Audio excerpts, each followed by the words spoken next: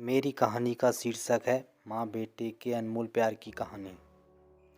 माँ, मुझे कुछ महीने के लिए विदेश जाना पड़ रहा है।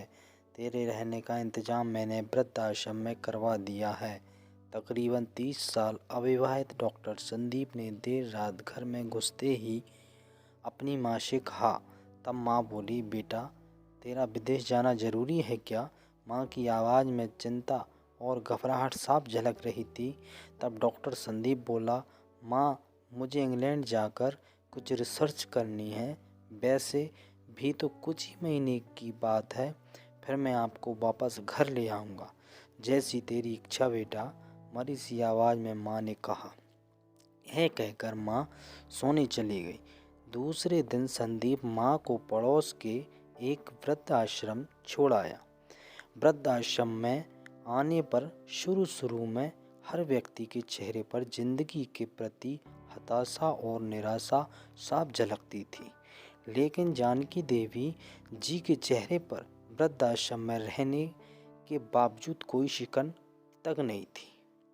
एक दिन आश्रम में बैठे कुछ बुजुर्ग आपस में बातें कर रहे थे। उनमें से 3-4 महिलाएं भी थीं। उनमें से एक महिला बोली, डॉक्टर का कोई सगा संबंधी नहीं था क्या जो अपनी माँ को यहाँ छोड़ गया? तब वहाँ बैठी एक महिला बोली, जानकी देवी जी के पति की मौत जवानी में ही हो गई थी। तब संदीप करीब 5 साल का था। पति के मौत के बाद जानकी देवी जी और उसके बेटे को रहने और खाने के लाले पड़ गए थे। तब किसी भी रिश्तेदार ने उनकी मदद नहीं की थी। जानकी देवी जी ने दूसरों के घर में झाड़ू पोछा करके अपने बेटे संदीप को पढ़ाया लिखाया। संदीप भी पढ़ने लिखने में बहुत होशियार था। तब तो वह डॉक्टर बन गया।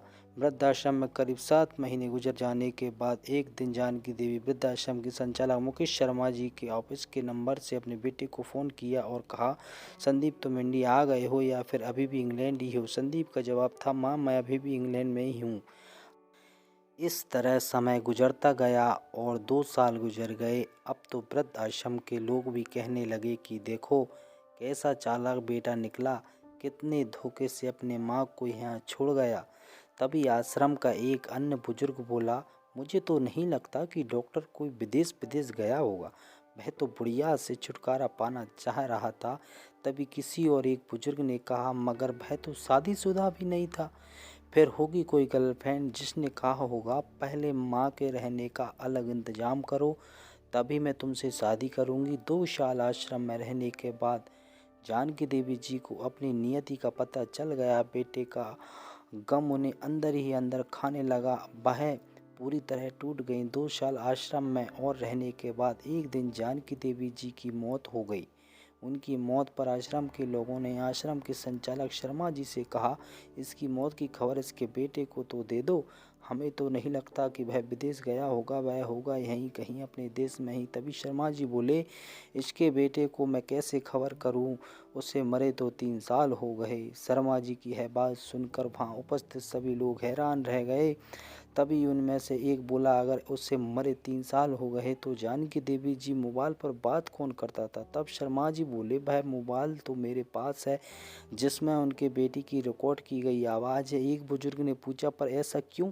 तब शर्मा जी बोले, करीब 4 साल पहले जब संदीप अपनी माँ को यहाँ छोड़ने आया तो उसने मुझसे कहा कि शर्मा जी मुझे ब्लड कैंसर हो गया है और डॉक्टर होने के नाते है मैं अच्छी तरह जानता हूँ कि इसकी आखिरी स्टेज पर मुझे बहुत तकलीफ होगी।